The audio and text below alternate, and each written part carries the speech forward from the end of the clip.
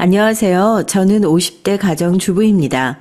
사연을 쓰면서 평범한 50대 가정주부입니다. 라는 자기소개를 썼다 지웠다 계속 반복했어요. 과연 내 인생을 평범하게 살아왔다고 할 수 있을까? 그렇게 한 줄로 요약하기엔 너무 파란만장한 인생을 살아온 것 같아서요. 그래서 지금은 그냥 평범하지도 이러지도 저러지도 않은 50대 가정주부라고 소개를 하자 그렇게 해서 사연을 시작합니다. 남들과 똑같아요. 남들처럼 인생에서 아픔도 겪었으면서 살았고 기쁨도 겪으면서 살았고요. 그 아픔과 기쁨을 겪는 과정에서 배운 것들도 많은, 남들과 조금 다른 점이 있다면 불의를 잘 참지 못하는 성격이라고 해볼까요? 저희 아버지가 형사 출신이었거든요.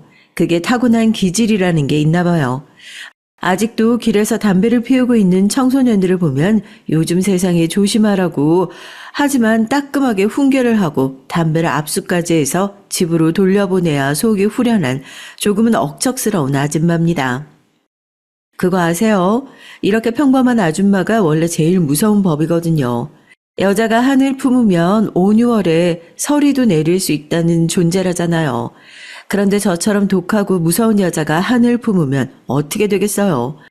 5, 6월에 서리만 내리겠어요? 제 몸을 불사지르는 한이 있더라도 끝을 봐야 직성이 풀리는 성미거든요. 그런 저를 제가 정말 예뻐서 어쩔 줄 몰라 하는, 아니 몰라 했던 막둥이 신우의 시댁에서 건드리게 된 겁니다. 저 역시 얄궂은 의협심 따위는 마음 깊숙이 묻어두고 살려고 했지만 도저히 참지를 못하겠어서 이번에 제대로 뒤집어 엎었거든요. 감히 이따위 인간들에게 행한 인간이라는 처단에게 복수라는 이름을 명명해도 될까 싶지만 뭐 가장 쉬운 단어로 복수라고 표현해 볼게요. 아버지가 형사라고 말씀드렸죠. 혹시라도 결혼을 안 하신 분들 있다면 남편 직업으로 형사는 정말 비추천이라고요. 어머니랑 제가 아버지 출근만 하고 나면 얼마나 마음을 졸였는지 모르겠습니다. 아버지가 일을 하셨던 당시에 한참 범죄 조직 소탕을 한다고 나라가 혈안이 되어 있던 시기여서 매일같이 조직폭력배를 검거한다고 얼굴이 터져오는 것은 물론이고 병원에 입원했다는 소식을 들으면서 철렁하는 가슴을 부여잡고 달려갔던 적도 한두 번이 아닙니다. 내가 이러다 제명에 못 살지, 제명에 못 살아. 당신이 혼자 사는 남자도 아니고 차라리 그냥 보직을 좀 바꿔달라고 하면 안 되겠어? 어디 저기 교통과 같은 데도 있을 거 아니야. 하루 종일 서가지고 딱지나 끊어주고 그런 일 좀 하면 안 되겠냐고. 아니 이러다가 나 정말 과부 만들게 생겼어. 당신 목숨이 무슨 한 8개는 돼? 아이고야, 내가 지금 배가 아픈 게 아니라 니네 엄마 잔소리 때문에 귀가 떨어지겠다. 별로 다친 것도 없구만. 왜 그렇게 호들갑이야? 호들갑 됐어. 그냥 잡다가 나 혼자 발 꼬여가지고 넘어져서 살짝 긁힌 거라도 그러네. 약 바르면 금방 나았는데 굳이 뭐 병원에 입원을 해야 한다고 데리고 와서는. 자기 몸을 아끼지도 않고 범인을 검거하는 아버지가 한편으로 멋있기도 했지만 엄마 얘기처럼 무섭기도 했어요. 회사 잘 다녀오시라고 배웅하는 이 인사가 마지막 인사가 될까 싶어서요. 그렇게 저희 가족은 매일 노심초사하는 마음으로 아버지를 일터로 보내야만 했습니다. 참 이상한 게요. 원래 면역력이라는 게 생긴다고 하잖아요. 양치기 소년이 늑대가 나타났다 하고 마을 사람들에게 소리를 질렀을 때 마을 사람들이 아무도 반응을 안 한 이유가 결국 그거잖아요. 하도 많이 들어서 이골이 나서 이제 그런 소리를 들어도 마음이 내려앉지 않을 정도로 너무 익숙해져서요. 그런데 왜 이런 소식은 들어도 익숙해지지 않는 걸까요? 범인과의 몸싸움 끝에 큰 부상을 입고 병원으로 옮겨져서 긴급 수술에 들어갔다는 소식을 들었을 때 엄마랑 저는 또 한 번 무너져야만 했습니다. 괜찮을 거야. 너희 아버지 괜찮을 거다. 목숨이 8개인 양반이야. 그렇게 범인 잡으러 돌아다니면서 지금 칼 맞은 것만 몇 번인데 죽을 사람이었으면 애진작에 죽었을 팔자인데 여태까지 살았는 거 봐라. 내가 니네 아버지 그렇게 쉽게 갈 사람 아니다. 수술 시간이 길어지고 엄마랑 전 그때부터 어느 정도 마음의 준비를 하고 있었을지도요. 고개를 푹 떨구고 나오는 의사 선생님을 보고 엄마랑 전 끌어안고 엉엉 울었습니다. 아버지의 장례식장엔 그동안 아버지가 형사 생활을 하면서 도움을 받았던 동료분들로 경찰서가 가득 찼습니다. 일을 참 잘하시는 분이었거든요. 다들 존경했었다고, 참 좋은 선배였다고, 어쩌다가 이렇게 아버지가 추억 속에서 얘기를 나누는 존재가 되어버린 건지 믿기지 않았죠. 이후로 어머니는 제가 위험한 일을 하려고 나설 때마다 거의 병적으로 말리셨던 것 같아요. 처음에 아버지를 따라 경찰이 되겠다는 얘기를 했을 때 처음으로 엄마가 저한테 소리를 지르며 화를 내셨거든요. 너까지 기어이 가슴에 대못을 박아야 속이 시원하겠냐고요. 너네 아빠 그렇게 된 것만으로도 엄마는 지금 살고 싶은 이유가 전혀 없는데 그놈의 나라가 뭐라고, 나라를 위해서 아빠도 모자라서 딸까지 갖다 바쳐야 하는 자기는 무슨 죄냐고요. 경찰이 될 거면 엄마를 죽이고 엄마 눈 감으면 그때 하라고 정말 격렬하게 반대를 하셨죠. 피는 못 속인다고요. 엄마를 놀라게 했던 적이 몇 번 있었어요. 왜 저한테만 그런 일이 생기는진 모르겠지만 학교가 끝나고 학원을 가고 있는데 갑자기 마스크를 낀 남자가 반대쪽으로 막 내달리기 시작하는 거예요. 이게 아버지를 형사로 둔 사람의 감일까요? 이거 100% 범죄자다 싶어서 저도 그냥 아무런 생각 없이 방향을 틀어서 그 사람을 막 쫓기 시작했어요. 갑자기 길을 가던 여학생이 자기를 쫓아오기 시작했으니까 범인도 아마 엄청 당황했겠죠. 아니나 다를까 뒤에서 소매치기라고 울부짖는 할머니의 목소리가 들리더라고요. 범인이 당황한 틈을 타서 얼른 책가방을 던져가지고 발목을 맞췄고 빠른 속도로 달려가던 범인이 자기 속도를 이기지 못하고 넘어지게 됐어요. 주변에 있던 어른들이 재빨리 남자가 움직일 수 없도록 붙들어둬서 경찰에 신고를 하고 인계를 하게 됐죠. 그 덕분에 교장 선생님부터 전교생들이 다 보는 앞에서 용감한 시민상을 받기도 했었네요. 하필이면 상을 수여하러 오신 분이 아버지가 근무하셨던 경찰서더라고요. 하필이면 상을 수여하러 오신 분이 아버지가 근무하셨던 경찰서에서 오셨더라고요. 기분이 이상했어요. 아버지가 살아계셔서 이 모습을 보시면 정말 좋아하셨을 텐데 그런 생각도 들고요. 누구 딸인가 했더니 장차 아주 큰 인물 되겠어.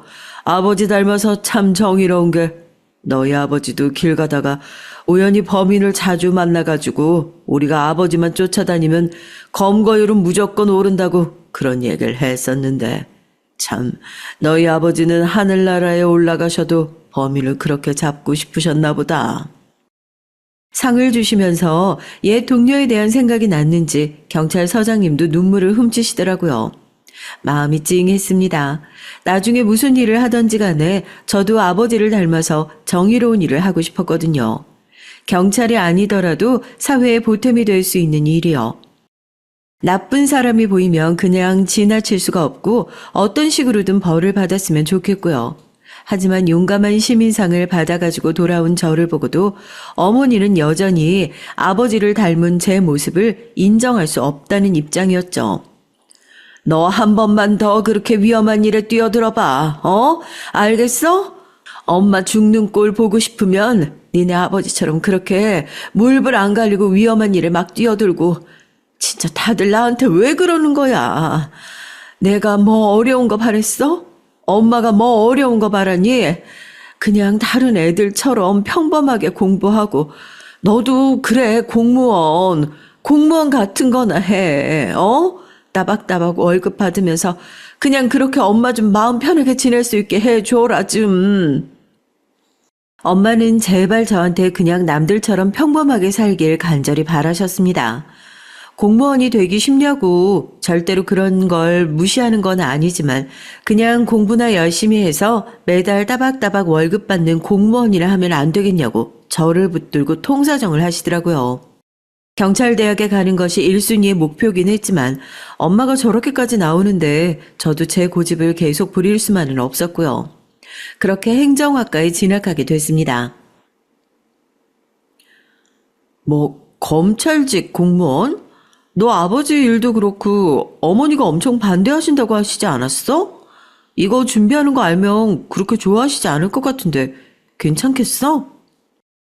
엄마한테는 그냥 공무원 시험 준비하고 있다고 말씀드렸는데 사실 대학에 들어간 이후로 제가 계속 준비하고 있었던 것은 검찰직 공무원이었습니다.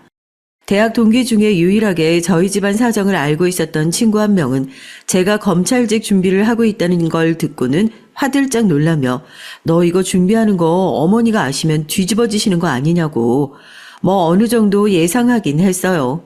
검찰직 공무원에는 검찰 실무관이 있고 검찰 수사관이 있지만 제가 준비하고 있던 건 검사와 함께 수행하는 본격적인 수사 업무를 진행하는 7급 주사부였으니까요. 당연히 쉬운 일은 아니었습니다. 외무영사직, 감사직과 함께 7급 검찰직 공무원 시험은 7급 3대장이라는 별칭이 있을 정도로 시험의 난이도가 꽤 높기도 했고요. 9급 검찰직 공무원이 일을 시작하면 5년에서 8년 정도 행정 업무하고 순환 근무를 수행하다가 수사 업무를 진행하는 반면 7급 검찰직은 입직을 하자마자 수사 업무를 수행할 수 있다는 점이 너무 매력적이더라고요. 학교 공부랑 병행을 하다 보니 몇 년은 더 고생을 하게 될 줄 알았는데 딱 1년 6개월 걸렸습니다. 합격까지요. 1차, 2차 합격 소식을 들을 때마다 만약 면접까지 최종 합격을 하고 나면 엄마한테 이 소식을 어떻게 알려야지 걱정스럽기도 하고요. 한참 옛날의 얘기긴 하지만 사업을 들으시는 분들 중에서 자녀분들이나 시험을 준비하시는 분들이 있으시다면 댓글을 달아주셔도 좋을 것 같아요. 도움이 될 만한 정보를 남겨드릴 수도 있을 것 같아서요. 함께 소식을 처음 전해 듣고 나서 기분이 참 묘하더라고요. 엄마도 합격 소식을 전해 듣고 참 착잡해 하셨던 것 같아요. 분명 7급 시험에 합격했다는 얘기만 놔두고 보면 집 앞에 현수막을 걸고 자랑을 해도 모자랄 일이라는 것을 알면서 이 일 역시 아버지가 했던 일만큼이나 얼마나 힘든 일인지 알고 계시니까 잘했다는 소리가 차마 나오지 않으시는 듯 했죠. 엄마, 말려도 어쩔 수 없는 것 같아. 내가 이런 사람으로 태어났는데 어떡해? 그래도 아버지처럼 엄마 마음에 대못 박는 일은 절대로 만들지 않을게. 만약 그런 일 있다고 하면 그때는 내가 알아서 옷 벗을게. 약속할게, 엄마. 나 믿고 응원해주라, 응? 엄마가 부녀 고집을 어떻게 말리겠냐고 울면서 응원해줄 때까지만 하더라도 사명감에 가득 차 있는 상태였습니다. 나라를 위해서 봉사를 한다는 마음, 저만큼이나 공무원이라는 일에 잘 어울리는 사람이 또 있을까 싶어요. 제 손으로 뭔가를 해냈다는 게 마냥 기쁘더라고요. 검찰 수사관이라는 직업, 이름만 들으면 굉장히 멋진 직업처럼 보이잖아요. 검찰 옆에 서서 박스를 들고 척척 나르면서 수사의 전반적인 사항을 지휘하는 그런 느낌이죠. 누가 그러더라고요. 검찰 수사관이라는 단어에서 수사는요, 변호사를 대동한 악성 민원인을 상대하는 일이라고요. 사실입니다. 영화나 TV에서 나오는 그런 좀 폼나는 수사를 하는 사람들이 절대 아니에요. 수사를 잘하면 피의자한테 뜯기는 것이고 수사를 못하면 고소인, 피해자, 심지어 내 편인 줄 알았던 검사한테 뜯기는 갑한테도 을한테도 을. 그런 을인 입장이 어떻게 보면 검찰 수사의 일인 것 같아요. 그건 어느 조직이나 마찬가지겠지만 수사 능력이 뛰어난 참 존경스러운 상사보다는 처세술이 뛰어난 상사들이 좋은 자리를 일찌감치 꿰차고 오히려 나를 끌어줄 것 같았던 저 사람은 한 단계 한 단계 올라가는데 7, 8년이 걸리는 모습을 보고 있자니 처음 업무를 맡았을 때 떨림은 온데간데 없고 정말 내가 선택한 이 길이 제대로 된 길인가 업무를 진행하면서도 답답함을 느낀 적이 한두 번이 아니었죠. 거기다 제가 배정받은 부서는 공판부로 자유형 미집행자 검거팀에서 근무를 하고 있었는데요. 엄마한테는 절대로 위험한 일을 하는 것이 아니다. 나는 그냥 공판부에 발령나서 재판 기록이나 관리하는 정도로만 한다고 얘기를 했지만요. 그럴 일은 없겠지만 혹시라도 엄마가 이 사연을 들으셔서 제가 그동안 했던 거짓말들이 모두 뽀록 날까봐 전 그게 더 간담이 선을 해요.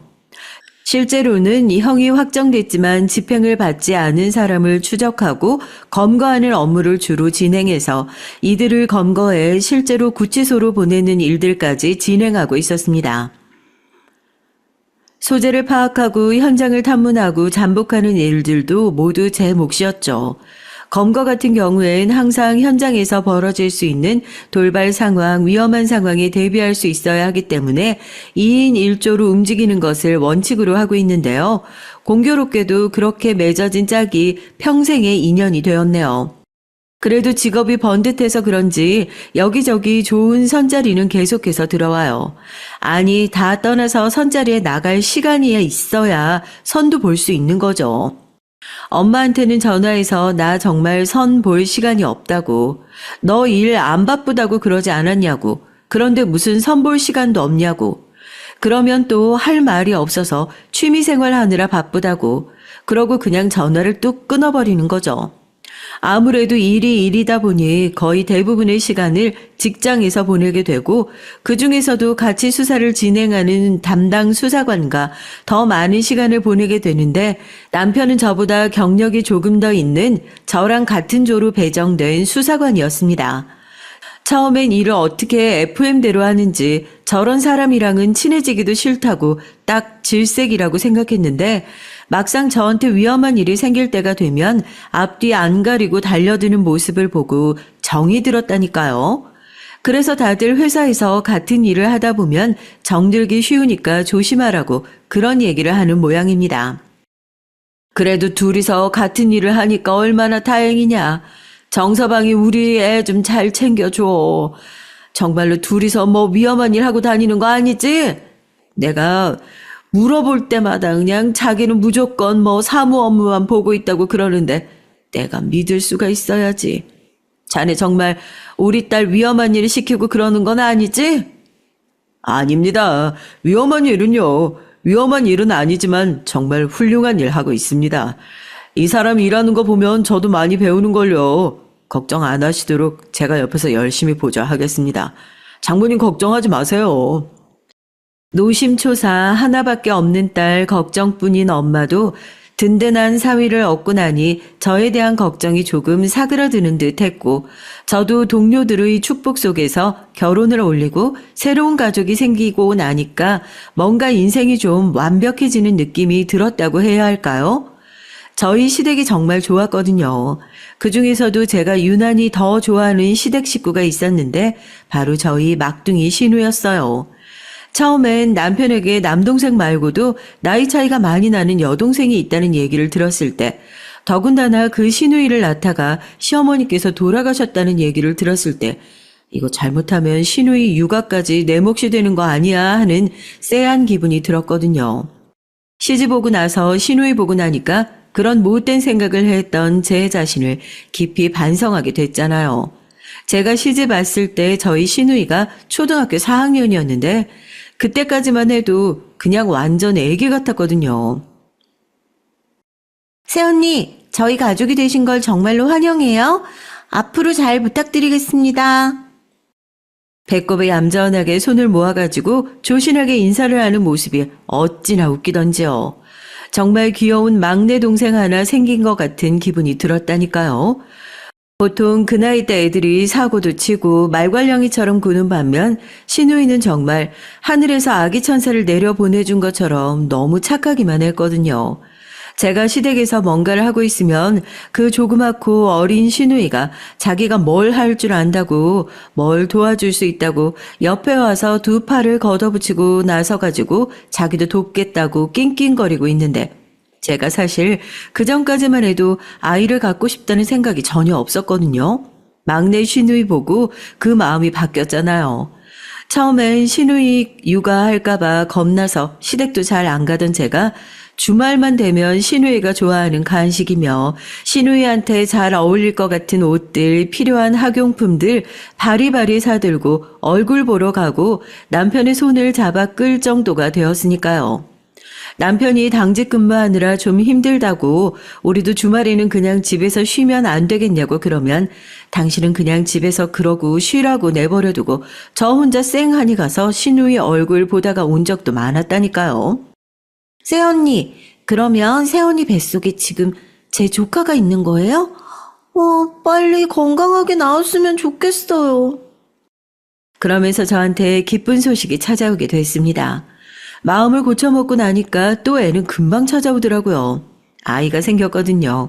엄마도 시아버지도 시동생도 그리고 우리 귀여운 막내 시누이까지 모두 제 뱃속에 찾아온 새로운 생명을 기쁜 마음으로 맞아주었습니다. 그러나 칠칠지 못한 엄마에게 너무 귀한 생명이 잘못 찾아왔던 걸까요? 아이는 안정기에 제대로 접어들지도 못하고 유산이라는 가슴 아픈 소식을 맞이하게 됐어요. 그때는 유산을 했다는 것도 실감나지 않고 마음 아플 정신조차 없었거든요. 그리고 이듬해 찾아온 두 번째 아이, 같은 실수는 반복하지 않을 거라 다짐했습니다. 하루라도 빨리 휴직계를 내는 게 좋겠다고 다들 얘기를 했었는데 차라리 제가 그때 휴직계를 냈으면 이런 끔찍한 결과를 보지 않았어도 됐을까요? 하지만 그 당시의 부서 상황이요. 임신을 했다고 바로 휴직을 할 수 있는 상황도 아니었어요. 안 그래도 갑작스러운 저의 임신 때문에 수사관 인력이 부족한 건 물론이고 현장에 나갈 수 없으니까 사무실에서 행정 인력이라도 보충이 되어야겠다는 압박감도 없잖아 있었고요. 이미 다른 부서로 발령받아서 나간 남편은 그런 제가 항상 걱정되어서 매번 정말 괜찮은 건지 몇 번이나 되물었지만 모르겠어요. 전 그 당시에 엄마로서의 저와 수사관으로서의 저 어떤 것에 나를 얼마나 할애해야 하는지 제대로 계산하지 못하고 방황하고 있었던 시절이었던 것 같아요. 나를 딱 반 갈라서 여기도 이만큼 여기도 이만큼 잘 해낼 수 있다고 생각했는데 사실 뭐 하나 제대로 해내지 못하는 핫바지나 다름없었던 거죠. 요즘 우리 부서 분위기 알잖아. 지금 나 휴직 들어가면 남아있는 사람들 어떡하라고. 그건 진짜로 동료에 대한 예의가 아닌 것 같아. 당신도 알고 있잖아. 그래도 이전에 내가 맡았던 사건은 책임지고 들어가야지. 그거 새로 온 애들이 할 수 있는 것도 아니야. 그거 새로운 애들이 할 수 있는 건도 아니야.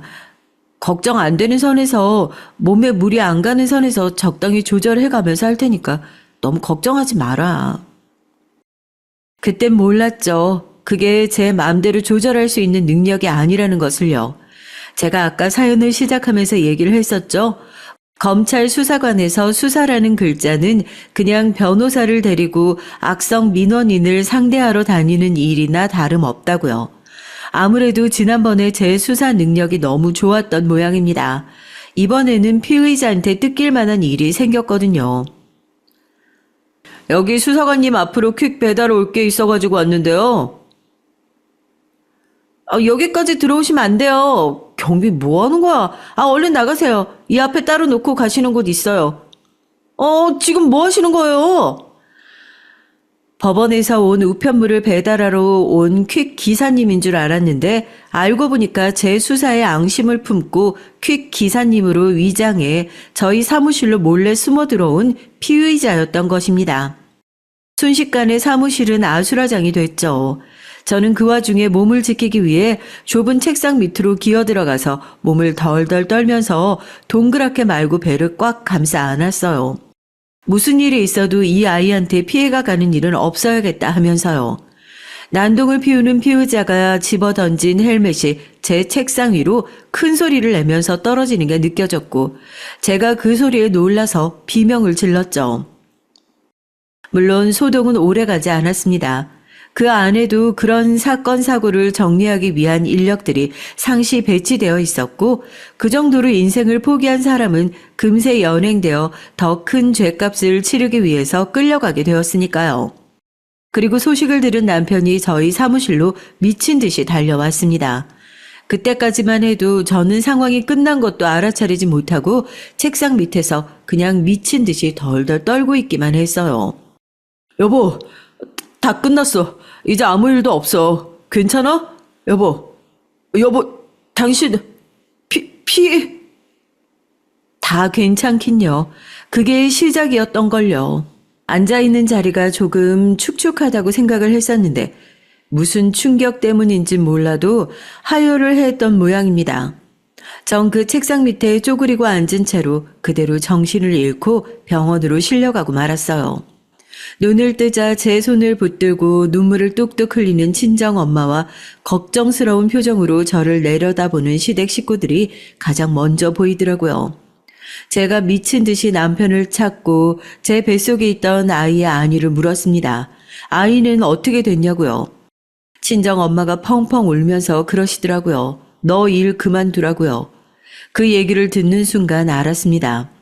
아, 이렇게 못난 엄마가 또 한 번 찾아온 귀중한 생명을 지켜내지 못하고 또 내 손으로 떠나보내게 되었구나 하고요. 이제는 하느님께서 괘씸한 저한테 감히 엄마라는 호칭을 다시 한번 주시지도 않으시겠구나 하고요. 가슴을 치면서 엉엉 울었습니다. 이번에는 정말 무슨 일이 있어도 지켜내고 싶었어요. 그래서 내가 죽는 한이 있더라도 아이는 지켜내고 싶었기에 그 좁은 책상에 기어 들어가서 배를 끌어안고 미친 듯이 빌었던 거였어요. 난 어떻게 돼도 괜찮으니까 제발 이 아이만 살려달라고요.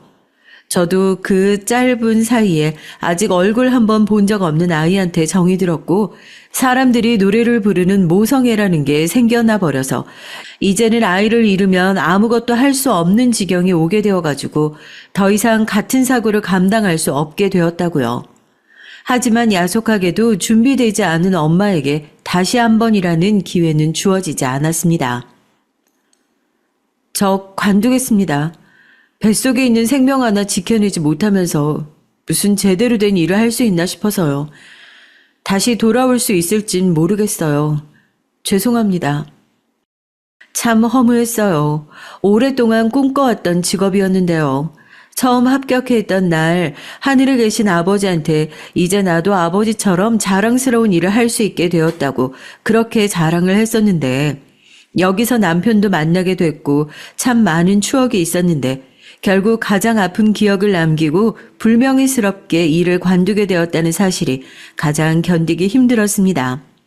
한때 내가 가장 사랑했던 일이었는데 이제는 떠올릴 때마다 인생에서 가장 끔찍한 순간을 함께 떠올려야 하는 곳이 되었으니까요. 남편 역시 저만큼이나 힘들어했어요. 제가 얼마나 능력이 있던 사람이었는지 알고 있었기에 직장을 떠난다는 것 자체를 참 많이 아쉬워했죠. 일을 관두고 나서는 제정신이 아닌 것 같았습니다. 2번이나 유산을 하고 마음 편히 살아갈 수 있는 어머니가 천지에 어디 있겠어요. 눈만 감으면 아직 안아보지도 못한 아이의 울음소리가 들리는 것 같고 바깥에 나가면 유모차를 끌고 다니는 아기 엄마들의 모습을 볼 때마다 죄책감과 부러움에 어디론가 도망쳐 가슴을 쥐어뜯어야만 했어요.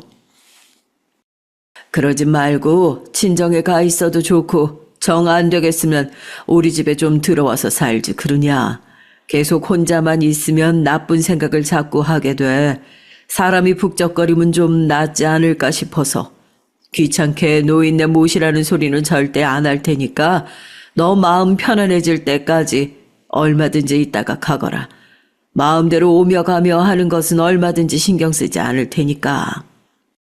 시아버지께서는 계속해서 힘들어하는 제게 시댁에 들어와서 잠시 지내는 게 어떻겠냐는 제안을 했어요.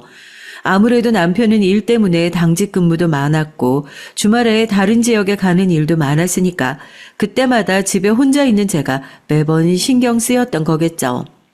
남편 역시 아버님의 의견이 나쁘지 않은 제안 같다며 저에게 당신이 힘들면 언제든지 나와도 좋다고 꼭 시댁이 아니라 친정에 가 있어도 좋으니까 가족들이랑 함께 지내보는 게 어떻겠냐는 얘기를 했고 그렇게 시댁에 들어가서 잠시 동안 지내게 됐어요. 집에서 혼자 지내는 것과 크게 달라진 건 없었습니다.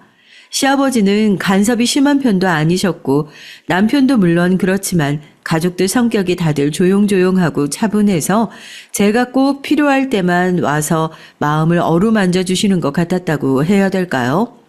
결정적으로 제가 이렇게까지 회복되는데 도움이 되었던 건 저희 막내 신우 덕분이었죠.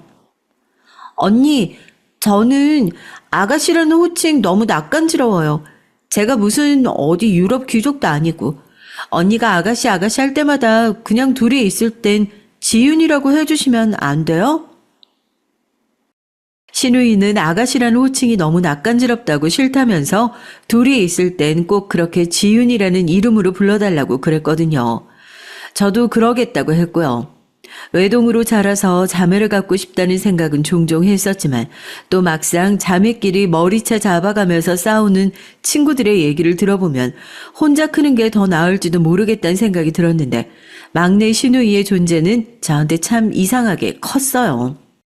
어쩔 땐 나이 차이가 많이 나는 동생 같기도 하고 어쩔 땐 내가 정말 배 아파 낳은 딸 같기도 하고요. 난 2번이나 찾아온 아이를 내 손으로 떠나보내고 일도 제대로 다니지 못하고 있는 못난 여자일 뿐인데 항상 나를 볼 때마다 세상에서 제일 멋진 사람이라고 해주는 우리 아가씨. 사실 오빠가 뭐 검찰 사무관 그런 일을 한다고 했을 때 멋있다는 생각을 한 번도 안 해봤는데요. 언니가 그 일 한다고 하니까 진짜 멋있더라고요. 그렇다고 지금 안 멋있다는 게 아니라요. 사실 지금이 더 좋긴 좋아요. 언니랑 친하게 지냈으면 좋겠다 생각했었는데 안 좋은 일이긴 하지만 언니가 집에 들어와서 같이 지내고 이렇게 얘기할 시간도 많아지고 전 그래서 더 가까워진 것 같아서 훨씬 좋은데요. 이제 보니까 언니가 검찰 사무관이어서 멋있었던 게 아니라 그냥 언니 자체가 멋있는 사람이어서 그랬었나 봐요. 저런 낯간지러운 소리를 참 눈 하나 깜짝하지 않고 하는구나. 볼 때마다 신기하더라고요. 여튼 시누이가 대학에 들어가서 독립을 하고 회사에 들어갈 때까지 전 꽤나 오랜 시간 시댁에서 함께 지냈습니다. 뭐 시누이의 뒷바라지야 시아버지가 다 하셨지만 시누이가 1살, 2살 나이를 먹어가면서 그 나이에 맞는 고민을 하고 진학에 대한 상담을 하고 친구들에게도 아버지에게도 오빠에게도 하지 못한 얘기들을 저에게 털어놓기도 하고요. 전 때로는 언니처럼 때로는 엄마처럼 그 고민을 함께 덜어주면서 참 많은 정이 들었습니다. 감히 업어 키웠다고 해도 과언이 아닐 것 같아요. 실제로 시누이도 무슨 일이 있을 때마다 나는 언니가 다 업어 키운 거라고 이제는 훌쩍 커버려서 그런 얘기도 할 줄 알게 되었고요. 그런 시누이가 직장을 들어간 지 얼마 되지 않아 결혼할 남자가 생겼다면서 시매부를 데리고 왔을 땐 진짜로 곱게 키운 딸을 시집 보내는 것처럼 기분이 이상하더라고요. 남편은 자기도 가만히 있는데 당신이 왜 더 울컥하고 난리냐면서 제가 호들갑을 떠는 사람인 것 마냥 취급했지만 아이를 잃고 직장을 관두고 마음에 큰 상처를 입고 난 이후 20년 동안 제가 이렇게 멀쩡하게 살 수 있도록 큰 힘이 되어 주었던 건 시누이가 있었기 때문이었으니까요.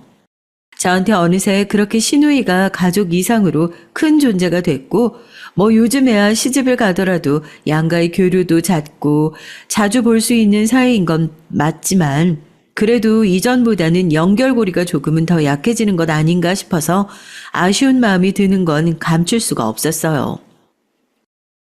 우리 집안은 어쩔 수가 없나 봐. 난 지윤이가 그냥 평범하게 회사 다닌다고 하길래 이제 우리 집안에서 이런 험한 일 하는 사람은 우리로 끝인가 보다 싶었는데 매부가 또 경찰일 줄 누가 알았겠어. 당신은 기분이 좀 그렇겠어. 하필이면 또 형사과라니. 내가 기분이 그럴 일이 뭐가 있어. 그냥 아가씨가 좋다고 하면 된 거지. 그래도 워낙 쉬운 직업은 아니니까 걱정이 될 수밖에 없네. 당신도 알잖아. 우리 아버지 위험한 일 하다가 돌아가신 거. 난 그냥 아가씨 걱정뿐이지. 소개받아 만나게 된 2사람이었고 만난 지 얼마 되지 않아 결혼을 한다고 하기에 전 조금 더 시간을 두고 결정을 했으면 좋겠다 싶었지만 2사람이 그렇게 서로 좋아 죽고 못 산다는데 어떻게 제가 나서서 말릴 수가 있었겠어요. 그냥 좋은 게 좋은 거다 했죠. 그냥 전 오로지 시누이 걱정뿐이었습니다. 하필이면 시매부의 직업이 형사과 경찰이었거든요. 돌아가신 저희 아버지 생각이 날 수밖에 없었어요. 쉬운 일이 아니라는 것도 알고 있고 그만큼 가족들이 마음 졸여하는 것도 알고 있으니까 마음 여린 우리 시누이가 혹시라도 상처받는 일이 생기지 않을까 시집을 보내놓고 나서도 늘 노심초사였죠. 종종 연락을 해서 시매부 일은 뭐 괜찮은지 나름대로 저도 경찰의 가족으로 살아본 경험이 있으니까 시누이한테 도움이 될 만한 얘기를 해주곤 했었죠. 그럴 때마다 저한테 고마워하곤 했었고요. 시집간 시누이한테 연락을 자주 할 일이 뭐가 있겠어요. 그렇게 한동안 연락이 뜸했었는데요. 그 일이 있기 얼마 전에 저한테 신우이가 갑작스럽게 연락을 했던 적이 있어요. 저라고 집에서 마냥 놀고 있을 수만은 없으니까요. 예전에 일을 하던 경력도 있고 할 줄 아는 게 공부뿐이라서 요즘엔 집에서 조금씩 책을 집필하고 있거든요. 소설책 이런 거 아니고요. 문제집이요, 문제집. 그날도 서재에 앉아서 노트북 앞에 앉아 바쁘게 일을 하고 있는데 갑자기 뜬금없이 신우한테 연락이 왔더라고요. 이 시간에 무슨 연락이지 싶다가 그래도 오랜만에 온 연락에 반가워하면서 받았는데 신우이가 그때 저한테 참 뜬금없는 얘기를 물어왔어요. 저 언니 바쁘세요? 다른 게 아니라요. 언니 그래도 옛날에 검찰 수사관도 하셨잖아요. 혹시 지금 알고 지내는 분들 있는가 하고요. 아니, 혹시 검찰 수사들이 뭔가 알아보겠다고 하면 경찰 쪽에서도 그걸 같이 알 수 있는 건가요? 제가 뭐 일이 있다는 건 아니고요. 그냥 갑자기 궁금해서 연락한 거예요. 궁금해서요. 이게 사람이 촉이란 게 습관이라는 게 아직 남아있나 봐요. 검찰 수사관도 하셨었죠? 라는 얘기를 듣자마자 핸드폰 녹음 버튼을 누르고 무슨 일이 있는 거냐고 물어보니까 별일 있는 건 아니고 그냥 남편이 요즘 안 좋은 일에 연루된 것 같아서 알아보고 싶은데 자기한테는 통 말을 안 해주는 것 같아서 몰래 좀 알아보고 싶다고 그러더라고요. 정말 별일 있는 건 아니냐고 몇 번이나 확인을 했지만 별일 없대요. 만나지 못한 지 꽤나 돼서 자세한 얘기는 만나서 하자고 그렇게 약속까지 했었는데 이건 아무리 생각해도 말이 안 되는 거예요. 여보 지금 바로 와봐야 할 것 같아. 지윤이가 세상을 떠났대. 남편의 전화를 받고 전 끝까지 남편의 말을 믿지 않았어요. 신우이가 갑자기 세상을 등졌다는 얘기를 어떻게 믿겠어요. 불과 몇 주 전까지만 하더라도 저랑 멀쩡하게 통화를 했고 그럼 만나서 얘기하자는 저의 말에 자기가 바쁜 게 조금 정리되면 다시 날짜를 잡아서 연락을 드리겠다고까지 했었는데요. 미친 듯이 달려갔죠. 바닥에 주저앉아 엉엉 울고 있는 시아버지와 시동생의 모습을 보고 그제서야 실감이 나더라고요. 뭐 눈에 보이는 게 없었어요. 저는 다짜고짜 벽에 기대어 고개를 숙이고 한숨을 푹 쉬고 있는 심해부에게 달려가서 멱살을 움켜주었습니다. 가족들은 제가 갑자기 무슨 짓인가 했을 거예요. 그쪽 사돈도 놀라서 자기 아들한테 뭐 하는 짓이냐고 막 제 손을 뜯어내더라고요. 기가 막혀요. 저희 시누이가 그렇게 됐는데도 자기 아들 맡고 있는 건 또 마음이 아픈가 봐요. 난 지금 마음이 찢어져서 죽을 것 같은데 말이죠. 지금 이게 뭐 하는 짓입니까? 갑자기 왜 멱살을 잡으시는 거예요? 우리 지윤이 유품 저희가 다 챙겨올 거니까 손끝 하나 건드리지 마세요. 아시겠어요? 저희 남편 검찰 수사관인 거 아시죠? 하나라도 건드렸다간 진짜 피 보일 줄 아시라고요. 이를 부득부득 갈았습니다. 물증이 하나도 없는 상태, 하지만 20년 전 옷을 벗고 나온 검찰 수사관 출신인 전, 몇 주 전 신우이에게 걸려온 의문의 전화 한 통만으로도 사건의 정황이 보이는 듯 했어요. 이건 절대 목숨을 끊은 게 아니다 하고요. 전 우선 가족들을 집으로 모두 데리고 가서 신우이와 통화했던 내용을 들려주며 이 죽음에 뭔가 의문이 있다고 제가 이 일을 계속해서 조사할 수 있게 허락해 주셔라 말씀을 드렸죠. 무언가 분명히 숨겨져 있다는 단호한 제 태도를 보고 남편이 시아버지를 설득하기 시작했어요. 실력 있는 사람입니다. 분명 이렇게까지 말했을 땐 무슨 이유가 있을 거예요. 당신 하다가 필요한 거 있으면 언제든지 연락해. 그래도 난 현직에 남아있으니까 도움되는 일 있으면 무슨 일이든 도울 테니까. 경찰인 심애부를 두고 바짝 독이 오른 저의 싸움이 시작됐습니다. 그래도 남편의 지위를 들먹이며 협박을 해둔 탓에 유품에 손을 대진 않더라고요. 시댁에서 쓰던 칫솔 하나부터 옷가지 하나까지 시누이가 쓰던 물건을 모두 다 챙겨가지고 왔어요. 혹시라도 저희가 의논을 하는 사이에 정리를 할까 싶었는데 다행히 시누이가 중요한 물건들로 보이는 것들을 서랍에 따로 보관해둔 덕분에 중요한 정황 증거들이 사라지는 일은 막을 수가 있었죠. 여보 이것 좀 봐. 아가씨가 쓴 일기 좀 한번 봐봐. 그리고 저희는 우연히 신우이가 쓰게 된 일기장을 하나 발견하게 됐어요. 신우이가 시집을 오기 전부터 꾸준히 써오던 일기장이라며 남편도 기억을 하고 있더라고요. 결혼을 하고 난 이후에 일기장에 쓰여져 있던 내용들은 끔찍하게 이를 데 없었습니다. 결혼 전 저와 마찬가지로 불의를 참지 못하고 항상 정의로웠던 심해부는 어느 순간 윗선과 접촉하는 날들이 많아지더니 출처를 알 수 없는 돈가방들을 들고 집으로 들어오기 시작했대요. 신우이가 돈의 출처에 대해서 따져 묻자 출세를 하려면 어쩔 수 없었다는 말도 안 되는 변명을 늘어놓으면서 신우이의 시댁에서는 신우이의 입을 막기 위해 신우이를 사회적으로 고립시키고 괴롭혔던 모양입니다. 몇 주 전 저와 통화를 했던 내용 역시 일기장에 고스란히 적혀 있었어요. 그리고 통화 내용을 심외부가 그대로 듣고 있었다는 것까지도요. 이 자식이 아무래도 경찰 일 하면서 뒷돈을 받아먹은 모양이야. 그걸 신우이가 알게 됐고 그거 입마금하려고 시댁에서 짜고 계속해서 괴롭혔던 모양인데 우리 아가씨가 그걸 어떻게 견디냐고. 차라리 우리한테 말을 하지. 좀 속 시원하게 얘기를 하지. 일기장을 넘기는 내내 눈물을 참을 수가 없었습니다. 그 작은 몸으로 이 고생을 어떻게 견뎠을지요. 온갖 정신적인 스트레스들이 고스란히 남아있는 일기장을 보는데 저까지 그때의 상황이 떠오르는 것 같아 몸이 덜덜 떨릴 지경이었습니다. 결국 신우이가 스스로 목숨을 끊게 된 계기가 시어머니의 지속적인 괴롭힘 때문이었다는 얘기가 그 일기장 안에 그대로 남아있었던 거죠. 이가 부득부득 갈렸어요.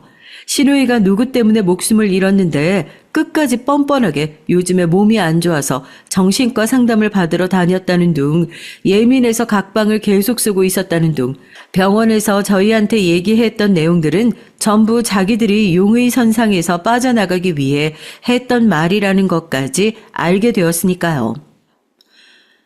지윤아, 하늘에서 똑똑히 지켜봐. 언니가 어떻게 하는지. 저는 오랜만에 다시 펜과 전화기를 집어들었습니다. 서재에 앉아서 옛날 검찰 수사관 시절로 다시 돌아가 심애부를 두고 다시 수사를 시작하게 됐어요. 아마 심애부는 절대로 눈치채지 못했을 겁니다. 이미 20년 전에 옷을 벗고 나온 검찰 수사관이 물 밑에서 아무리 발장구를 치면서 움직여봤자 비리 경찰에게 물이 튈 리가 없었을 테니까요. 그나마 다행이었던 건 저나 저희 아버지나 끝까지 그 자리를 지키지는 못했지만 있는 동안은 의롭게 자기 할 일을 모두 해냈다는 거였죠. 검찰 수사관 시절 내에 인맥도 인맥이었지만 이번 사건을 조사하는 데 있어선 아버지의 옛 동료분들에게 도움을 참 많이 받았습니다. 심애부요, 간이 꽤나 큰 사람이더라고요. 자기는 아마 대단한 일을 하고 있다고 생각하겠지만 사실은 사람들의 눈을 속이기 위해서 밖에서 돈을 주고받는 전달책밖에 되지 않는 사람이었습니다. 심외부 사건을 조사하기 시작하면서 마치 고구마 줄기처럼 그 뿌리에서 줄줄이 달려나오는 일들이 얼마나 많은지 이건 제 선에서 해결이 안 되겠다 싶었거든요. 서장님, 진짜 감사드려요. 아시죠? 저희 가족 일이에요. 이 일은 밖으로 새나가지 않게 조심 좀 부탁드릴게요. 고맙기는 오히려 내가 더 고맙지. 이 일 때문에 우리 밑에 있는 애들 싹 다 특진하게 생겼는데 나만 이렇게 받아먹어도 되나 싶어. 물론 잘못한 사람 제대로 벌 주겠다는 자네 심정이야 충분히 이해하니까 내가 무슨 수를 써서라도 그놈 징역살이 제대로 할 수 있도록 끝까지 지켜보고 힘쓰겠네. 걱정하지 말라고. 중간중간 남편에게 사건의 진행 상황을 공유하면서 전략을 세우고 그렇게 심외부를 보내기 위한 모든 준비가 끝났습니다. 사람이 어떻게나 뻔뻔하고 못됐는지 신우이가 그렇게 됐는데도 슬퍼하는 기색이 크게 없이 보험금을 처리하고 저희한테 먼저 연락을 해와서 아파트는 어떻게 처리할 거냐, 자기가 부동산에 내놔도 되냐 이런 거냐고 물어보고 있었으니까요. 이건 제 짐작이긴 하지만 아마 연루되어 있는 사람이 한둘이 아니다 보니 빠르게 정리하고 해외로 도피하려는 생각도 있었던 것 같습니다. 당신한테 이렇게 또 신세를 지는 것 같아서 미안해. 우리 집안일이라 내가 처리를 했어도 모자란 일인데 정말 괜찮겠어? 아가씨, 아니, 지윤이 내 동생이나 다름없는 사람이야. 아직도 그런 파렴치한한테 그런 일을 당했다고 생각하면 치가 떨려. 적어도 아버님은 아셔야 할 것 아니야.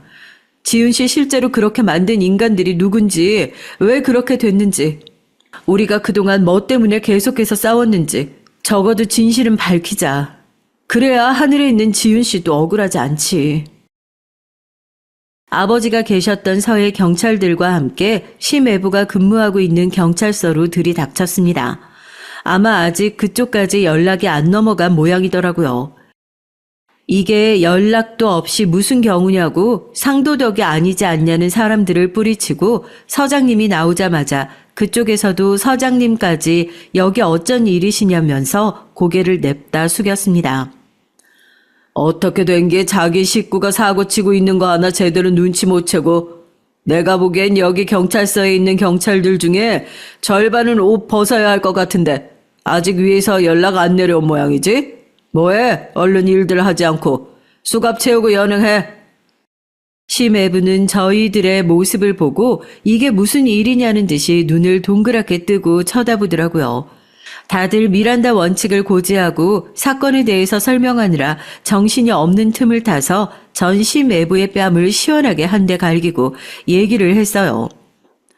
평생 나쁜 짓 하고 살면 안 걸릴 줄 알았냐? 네가 그렇게 경찰서에 뒷돈 받아 처먹고 남들한테 그 더러운 돈 찔러주고 그거 알게 된 우리 시누이 입 막으려고 그 난리친 거 그거 이제 다 걸렸다고. 너 해외로 튀려고 했던 정황도 우리가 싹 다 털어놨어. 어쩌냐? 너 이제 해외가 아니라 돈도 없이 그냥 교도소에서 푹 썩어야 할 텐데. 한심한 새끼.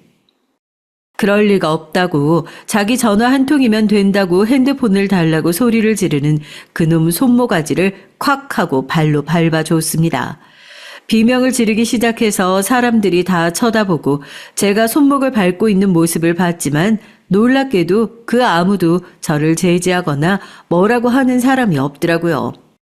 어쨌든 잘못한 사람은 시원하게 벌을 받는 것이 맞잖아요. 시아버지는 아직도 충격에서 많이 헤어나오지 못하신 모양이에요. 남편과 전 그동안 수집한 증거들을 경찰과 검찰 쪽에다가 다 넘겨놓은 상황이에요. 워낙 받아먹은 규모도 많고 엮여있는 사람도 많아서 수사기관이 시간이 좀 걸리긴 하겠지만 정황이 너무 확실하고 빠져나갈 퇴로도 없이 다 차단해 놓은 상태라서 징역살이를 피하긴 확실히 어려울 것이라고 제가 장담할 수 있습니다. 얼마 전에 남편과 함께 시누이의 묘소를 다녀왔어요. 기분이 이상하더라고요. 저보다 훨씬 더 오래 살고 언젠간 시누이가 낳은 아기까지 볼 수 있는 날이 오지 않을까 싶었는데 이렇게 일찍 허망하게 세상을 떠나버리게 될 줄 몰랐으니까요. 왜 이렇게 빨리 떠나간 사람들은 나를 바쁘게 하지 못해 안달인 건지, 나에게 가르침을 주지 못해 안달인 건지 모르겠지만 이것도 다 무언가 뜻이 있다고 생각하고 살아가 보려고요. 참 어깨가 무겁습니다. 이제 한쪽에는 아버지의 인생, 한쪽에는 하늘로 먼저 떠나가 버린 나의 아이들, 시누이의 인생의 무게까지 느끼면서 살아가야 하니까요. 앞으로는 얼마나 좋은 일을 하면서 더 선한 영향력을 미치면서 살아가야 할지요. 검찰 수사관 일은 다시 복귀하진 못할 것 같습니다. 이번 일을 하면서 참 즐겁긴 했지만요. 여전히 이런 일은 저에게 너무나도 어렵고 막막한 일이라는 것을 다시 한번 깨닫는 계기가 되기도 했어요. 다만 사연을 적으면서 그런 생각이 들더라고요. 내가 수사관을 하면서 겪었던 일들, 그리고 느낀 점들을 책을 써보면 어떨까 하고요. 팔자에도 적성에도 안 맞는 문제집 집필은 이제 관두고 그때 경험을 살려서 진짜로 제대로 된 제 인생을 녹인 책이나 한번 써볼까 하고 계획하고 있습니다. 앞으로 제 인생이 어느 방향으로 흘러갈지 모르겠어요. 그렇게 어느 방향으로 흘러갈지 몰라서 재미있는 것이 인생 아닐까요? 그래도 이렇게 흘러가는 인생이 잘못된 방향으로 가지 않을 거라는 확신이 있는 것은 제 항해에 있어 방향키를 쥐고 있는 수많은 손들이 함께 있다는 것을 제가 잘 느끼고 있어서인 것 같습니다. 여러분께서도 이 방향키를 쥐고 있는 수많은 손들 위에 살포시 손을 얹고 앞으로 제가 가는 길들을 함께 응원해 주시는 분들이 되어 주십사 부탁드리고자 오늘 이 사연을 적어봤습니다. 앞으로 제가 어떤 것들을 하게 될지 모르겠지만 어떤 일을 하게 되든 어려운 사람을 돕고 힘든 사람을 위한 일이라는 것을 분명하게 약속드릴게요. 그러니 제 이 멋진 항해에 앞으로도 함께해 주시기를 진심으로 부탁드리며 이만 사연 끝냅니다. 안녕하세요. 저는 31살의 직장 여성입니다. 아직 결혼은 안 했고요. 사실 사랑하는 남자가 있긴 했어요. 하지만 중대한 이유가 있어서 결혼을 할까 말까 생각하고 있다가 제 예비 시어머니가 될 분이 제 고민을 한 방에 날려주셨네요. 그 예비 시어머니가 최근에 어처구니 없는 이유를 들어서 결혼을 파토내자고 달려오셨길래 그러자고 했습니다. 이제 차라리 속이 시원하고요. 잘 된 것 같아요. 전 이 톡톡사연 채널을 어머니를 통해 알게 됐어요. 저희 엄마가 이 채널 구독자시거든요. 매일 올라오는 다양한 사연들을 들으면 힐링도 되고 시원하게 욕 한 바가지 하면서 스트레스도 푸신다고 하더라고요. 처음엔 막장 드라마 같은 내용이 무슨 재미가 있을까 해서 잘 안 들었는데요. 제 어머니와 얘기를 하다 보니까 점점 사람들 사는 얘기들이 다 비슷하게 느껴지더라고요. 정말 진짜일까 싶은 황당한 사연들도 있고 감동 사연도 있고 화가 나서 뒷목 잡고 욕을 하게 되는 사연도 있더라고요. 그러다가 제가 이 황당한 사연의 주인공이 될 줄 몰랐네요. 아까도 말씀드렸지만 전 최근에 예비 시어머니 때문에 파혼을 겪었거든요. 그런데 주위 사람들이 다들 잘 헤어졌다고 하더라고요. 제 친정 엄마도 시어머니의 실체를 알게 되고 나서는 욕을 하시면서 그 인간들과 엮이지 않아서 다행이라고 저를 위로해 주셨습니다. 여러분도 저에게 힘내라고 응원 좀 부탁드릴게요. 사실 파혼했다고 별로 막 아깝거나 아쉽진 않지만요. 그래도 그 남자는 사랑했었거든요. 그럼 지금부터 자세한 얘기를 할 건데요. 제가 글솜씨가 좀 없더라도 청취자분들의 너그러운 양해 부탁드립니다. 전 서울에서 태어나서 어린 시절을 서울에서만 보냈어요. 아버진 지금 은퇴하신 중학교 선생님이셨고요. 어머니는 예전에는 전업주부셨지만 지금은 학원에서 아이들을 가르치고 계십니다. 대학에서 수학을 전공하신 어머니는 제가 학교에 입학하자마자 중고등학교 전문 학원의 수학 선생님으로 취직을 하셨어요. 지금은 학원 원장님이 되셨고요. 전 외동딸이에요. 어렸을 적에 전 엄마에게 동생 하나만 낳아달라고 얼마나 졸랐는지 몰라요. 다른 친구들은 다들 동생이나 누나, 언니가 있더라고요. 그 애들은 꼭 저랑 싸우면 동생이나 언니가 데리러 와서 걔들이 편을 들어주는 게 어린 마음에 그렇게 부러웠나 봐요. 그래서 어렸을 적엔 친구들을 잘 사귀지도 못했어요. 좀 같이 놀려고 다가가면 이미 다른 애들은 언니나 동생과 놀고 있는 전 안 끼워준다면서 밀어냈거든요. 엄마, 나도 동생 하나 갖고 싶은데 엄마가 낳아주면 안 돼? 엄마 제발 동생 하나만 낳아줘, 응? 유미야, 그건 안 돼. 엄마도 사정이 있어서 너만 낳은 거라 네가 이해 좀 해줬으면 좋겠다.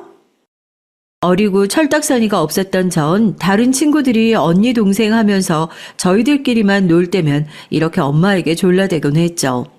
그러나 엄마는 저에게 그럴 수 없다고 딱 잘라서 말씀하시는 편이었어요. 전 그 이유를 아주 나중에야 알게 됐고 그때서야 엄마를 이해하게 됐습니다. 사실 저의 엄마는 저를 낳으시다 난산에 너무 힘이 드셨고 뱃속에 있는 저도 위험한 상태에 응급수술을 받으셨대요. 그래서 엄마는 좀 억울하셨던 것 같아요. 여가도 아닌데 제왕절개를 했다면서 나중에 눈물을 흘리시더라고요. 그 때문에 더 이상 애를 안 낳겠다고 아버지께 선언을 하셨다고 하더라고요.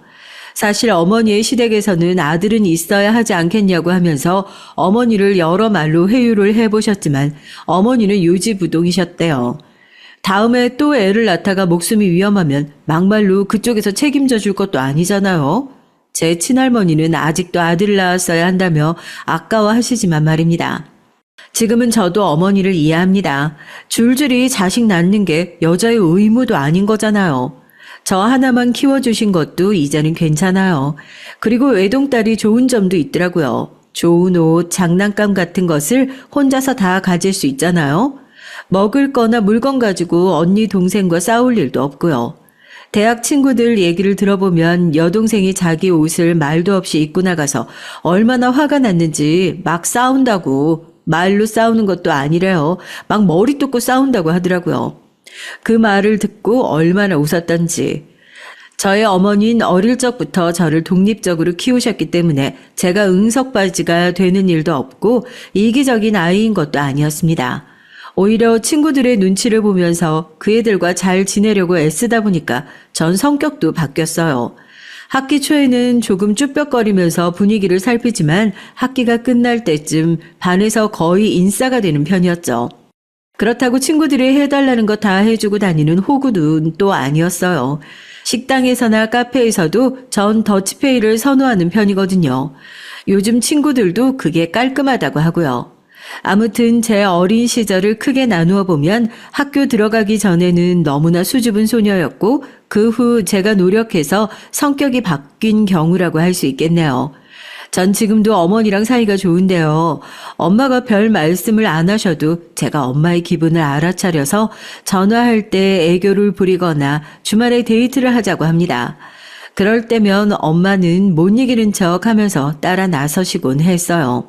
제 어머니는 연세가 60대 초반이지만 얼굴도 동안이시고 몸매 관리 잘하셔서 저와 같이 다니면 큰언니쯤으로 보시는 분들도 많아요. 그리고 애들을 가르치다 보니까 요즘 세대 말들도 저보다 많이 알고 잘 쓰기도 하고요. 전 그런 어머니가 자랑스러웠습니다. 초등학교, 중학교 때 엄마들이 수업 참관을 오시잖아요. 그럴 때마다 친구들이 저희 엄마를 보고 말들이 많았어요. 와, 너희 엄마 이쁘시다. 유미야, 우리 엄마보다 나이도 많으신데 정장 입고 오시고 엄마 무슨 일 하셔? 우리 엄마 학원 선생님이야. 아, 나 알아. 우리 누나 그 학원 다녀. 너희 엄마 수학 진짜 잘 가르친다고 하더라. 우리 엄마가 나도 6학년 되면 그 학원 보낼 거래. 이렇게 전 친구들 사이에서 엄마 덕분에 어깨를 으쓱하게 됐어요. 그래서 전 일하는 엄마가 자랑스러웠고요. 비록 그 때문에 전 학교 갔다 와서 혼자 모든 걸 해야 하긴 했지만요. 그래서 전 오히려 모든 것을 제가 결정하고 똑부러지는 야무진 아이가 되어갔습니다. 지금은 제 어머니가 저한테 고집이 센 편이라고 하시는데요. 그래도 가끔 제 엄만 저를 두고 일하러 나가서 미안하단 말씀을 하세요. 그러면 전 이렇게 말하곤 합니다. 유미야, 엄마가 일하는 엄마라 힘들었던 적 없어? 다른 집 엄마들은 집에서 딸내미가 오면 간식해주고 같이 놀아주고 공부도 같이 했다고 하는데 그런 말 들으면 부러웠던 적 없어? 아니야, 난 엄마가 하고 싶은 일 하고 나한테 과하게 간섭 안 해줘서 오히려 좋아. 내 친구들 말 들어보면 집에서 살림만 하는 엄마들은 딸 아들한테 간섭이 너무 지나쳐서 피곤했다고 하더라고. 그래서 지금도 자기 뜻대로 뭘 결정하지 못한대. 엄마가 하도 간섭이 심해서. 제 머리로 생각을 못한다는 거야. 그런데 나를 봐. 나는 딱딱 내가 할 일 알아서 하잖아. 내가 가고 싶은 대학도 갔고 내가 알아서 취업했고. 엄마한테 내가 뭘 해달라고 했던 기억이 없는데. 제가 이렇게 말하면 어머니는 말없이 웃으시면서 우리 딸 잘 컸다고 저를 대견해 하셨습니다. 그런데 이런 성격인 제가 딱 한 가지 잘못된 선택을 하려고 했던 적이 있었는데 그게 바로 최근에 일어났던 사건과 관련이 있는 것이에요. 그 사건이 뭔지 여러분들 궁금하실 텐데요. 지금부터 그에 관한 얘기를 들려드릴게요. 청취자 여러분들이 잘 들어보시고 현명한 조언들을 부탁드립니다. 전 친구들은 많았지만 여중 여고를 나왔기 때문에 남자들을 접해볼 기회가 별로 없었어요. 지금도 가장 친한 친구들은 다 여자친구고요. 어떤 아이들은 남자들과도 스스럼 없이 친구가 될 수 있다고 말하지만 전 그러지 못했던 기억이 나요. 외동딸인데다 사촌들도 없이 크다 보니 그랬던 것 같습니다. 여고 시절에 다른 아이들을 따라 미팅을 한두 번 나가본 적이 있었지만 저에게 관심을 갖는 남학생이 없었어요. 남자애들 앞에 서면 괜히 몸도 굳어버리고 로봇 같은 말투로 바뀌어버렸거든요. 그 외에 영혼 없는 말들 있잖아요. 애들 앞에서 말도 더듬고 얼굴이 빨개져 버리는 그런 어색함이 싫었습니다. 미팅에서 혼자가 되어 일찍 집에 돌아가고 나선 전 2번 다시 미팅을 나가지 않았어요. 어머니도 언젠가 자연스러운 만남이 있을 거라면서 벌써 고등학교 때부터 남자친구가 있으면 공부도 안 된다고 반대하기도 했고요. 그래서 전 30에 가까워지도록 제대로 된 연애를 한 번도 못했어요. 대학에 가서 같은 과 남학생들과 친구가 되어 본 적은 있지만 그 애들이 저에게 고백을 하게 되면 심리적인 거리감이 느껴진다고 할까요? 전 같은 과 친구로만 그 애를 봤는데 그 애는 절 여자로 보고 있었다고 생각만 해도 그냥 그 애가 싫어지는 거였습니다. 참 이상한 일이지만 그래서 전 대학교 때도 되도록 과에 있는 남자애들은 피해 다녔어요. 그런데 제가 어떻게 남자친구를 만나게 됐는지 궁금하시다고요? 제가 정말 너무 좋아해서 미쳐 있었던 게 단 한 가지 있었거든요. 그건 바로 컴퓨터 게임이었습니다. 전 초등학교 시절에 집에서 혼자 있으면서 게임을 처음 접해봤는데 그건 어렸을 때 제게 신세계나 다름없었어요. 전 늦게 오시는 엄마를 기다리면서 컴퓨터 게임을 했죠. 거의 매일 했던 것 같아요. 하지만 다행하게도 게임 중독까지는 가지 않을 수 있었습니다. 왜냐하면 엄마가 온 순간 제 게임 시간은 끝나버렸으니까요. 전 컴퓨터 어드벤처 게임을 좋아했는데요. 남자친구는 그 게임 친구였어요. 그러나 처음엔 남자인 것도 몰랐습니다. 말투도 여성스럽고 게임 내 캐릭터도 여성 캐릭터였기에 처음엔 같은 여자인 줄 알았어요. 그런데 어느 날 밤 남자친구와 채팅을 하다가 남자인 것을 고백하더라고요. 전 남자친구의 고백을 듣고 처음엔 좀 놀랐습니다. 하지만 그가 남자라는 사실은 저에게 큰 문제가 된다고 생각하진 않았어요. 그때까진 그는 얼굴도 본 적이 없는 그저 게임 속의 친구였거든요. 저와 남자친구는 1년도 안 되어 정말 단짝 친구가 됐습니다. 매일 그 친구가 접속을 할 때면 게임을 했고 심지어 게임 내에서 결혼도 했어요. 그렇게 1년을 같이 게임을 하면서 스스럼 없이 여보 당신이라고 부르며 남자친구와 알콩달콩하게 지냈습니다. 같이 모험을 하면서 실제 부부처럼 일도 같이 하고 괴물들과 싸우기도 하면서 보냈으니까 다른 게임 친구들 역시 저희들을 부부라고 인정해 줬고요. 아이러니하게도 그때까지 전 남자친구의 얼굴을 한 번도 본 적이 없었습니다. 그저 게임 내에 라이브 채팅으로만 남자친구와 얘기를 했죠. 연세가 있으신 분들은 이런 걸 이해 못 하시더라고요. 하지만 요즘 MZ세대들은 그런답니다. 얼굴도 못 본 게임 내 친구들이며 SNS 친구들이 엄청 많아요. 그리고 제가 하던 게임은 전 세계적으로 유명한 게임이었거든요. 게임을 하다 보면 세계 여러 나라 사람들과 사귈 수 있는 시스템이 있었습니다. 어쨌든 전 남자친구와 1년간 정말 사랑하는 사이처럼 지냈어요. 그러다 보니 남자친구의 얼굴이 궁금해지기 시작했습니다. 그래서 전 어느 날 그에게 채팅을 보냈죠. 여보야, 나 소원이 있어. 그런데 들어준다고 꼭 약속해야 돼? 뭔데? 나 내일 자기 얼굴 보고 싶어. 우리 진짜로 만날까? 제가 보낸 채팅 메시지에 남자친구는 한동안 답이 없더라고요. 전 괜히 보냈나 하는 후회가 들었습니다. 그냥 얼굴을 모른 채로 게임 내에서만 만났어야 되나 보다 생각하고 다시 채팅을 보냈어요. 아니야, 자기가 부담스럽다면 안 봐도 돼.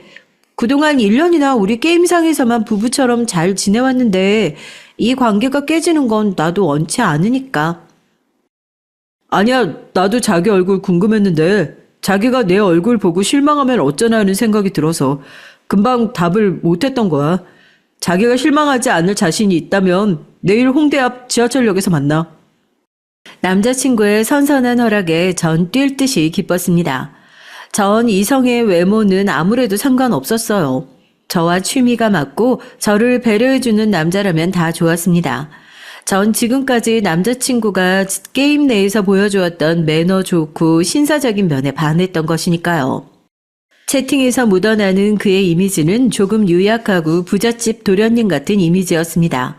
계속 남자친구와 얘기를 하다 보니 또 같은 취미가 있었는데 그건 애니메이션 보기였어요. 그 사람도 만화나 애니메이션을 좋아하고 저와 취향도 비슷했거든요. 그래서 처음부터 거부감 없이 친해지게 된 것일지도 모르죠. 제가 그 사람을 만나기로 한 날은 토요일이었어요. 전 너무 기쁘고 들뜬 마음에 남자친구를 만나러 나갔습니다. 최대한 예쁘게 단장하고 평소 입지도 않던 치마도 입었습니다. 그만큼 전 남자친구를 만나고 싶었고 그 사람이 궁금했어요. 제가 머릿속에만 그려오던 이상형에 딱 맞는 그런 사람이었거든요. 그렇게 만나게 된 남자친구는 정말 외모조차 완벽한 제 이상형이었습니다. 전 두근거리는 가슴을 안고 애써 초연한 척 했어요. 혹시 김유미 씨, 반갑습니다. 저 지연수라고 합니다. 아, 반가워요. 그런데 우리 이렇게 딱딱하게 해야 돼? 그냥 우리 게임에서 하던 대로 부를까?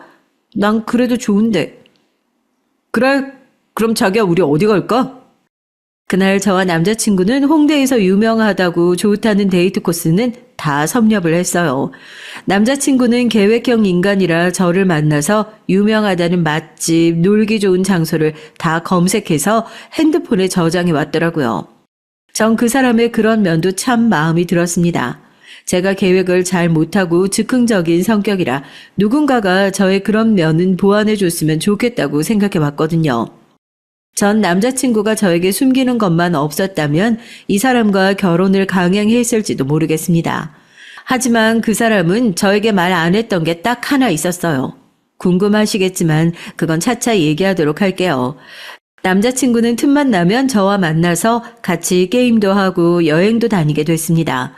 늦은 나이에 연애라는 맛을 알게 된 전 남자친구가 마냥 좋았고 그 사람이 데려가는 곳이면 어디든 좋다고 따라 나서게 됐죠. 제 변화를 가장 먼저 눈치채신 분은 역시 저의 어머니였어요.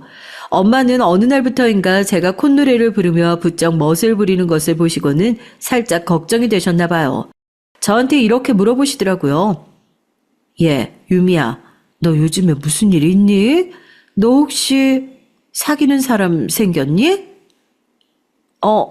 엄마 티 나요? 전 엄마에게 얘기를 할까 말까 하다가 어차피 다 알게 되실 것 같아서 이실직고를 하자고 생각했습니다. 그리고 남자친구를 만나게 된 경위를 빠짐없이 얘기했죠. 그랬더니 저의 엄마는 미간을 심하게 찌푸리셨어요. 정말 그 남자 괜찮은 사람이 맞냐고 물어보시더라고요. 전 펄쩍 뛰면서 그 사람에 대한 장점들을 나열하기 시작했습니다. 저를 잘 이끌어주고 신사적이면서 부드러운 남자다 하고요. 제 남자친구에 대한 생각들을 다 들으시고 어머니는 이렇게 말씀하셨습니다. 네가 그 사람이 좋다고 하니까 엄만 말리지 않겠다. 하지만 게임에서 만난 친구와 사귀는 건 좀 생각해봐야 될 문제 아니야? 그 사람이 얼마나 좋은진 모르겠지만 아직 무슨 일을 하고 제대로 사회생활하는 사람인지는 파악하지 않았잖아. 엄만 그 부분이 걱정이 되는 거지. 너도 이제 결혼할 나이가 됐으니까 아무 남자나 만나고 다니지 말라는 거야. 나 그 사람하고 결혼까지 생각하고 있는데 이제까지 만난 남자들보다 훨씬 착하고 멋지고 내 마음에 꼭 드는 사람이에요. 엄마, 내가 이 사람이랑 결혼한다고 하면 반대할 거야? 내가 좋아하는 사람 깎아내리는 거면 나 참지 않을 거예요. 제가 살면서 그때처럼 정색을 하고 엄마께 대든 적이 거의 없었거든요. 어머니는 놀라서 눈이 휘둥그레지셨습니다. 제 반응이 너무 격하자 어머니는 그냥 물러나셨어요. 네 마음대로 하라고 하시면서 굳게 입을 다물고 제 방을 나가버리시더군요. 나중에 안 사실이지만 어머니도 그때 많이 화가 나셨고 서운했다고 하시더라고요.